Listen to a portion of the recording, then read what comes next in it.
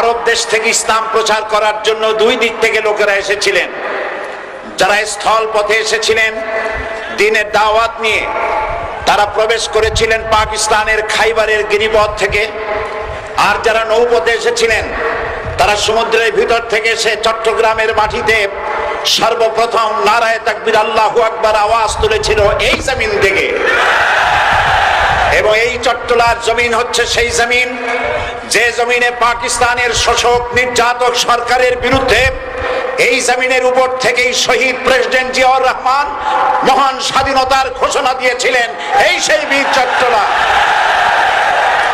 আজকে সরকার ধর্মভিত্তিক রাজনীতি নিষিদ্ধ ঘোষণা করে সেখানে ধর্মনিরপেক্ষ মতবাদ কায়েমের চিন্তা করছেন, স্বপ্ন দেখছেন। ধর্মনিরপেক্ষ মতবাদ এটি একটি প্রতারণা, এটি একটি জালিয়াতি।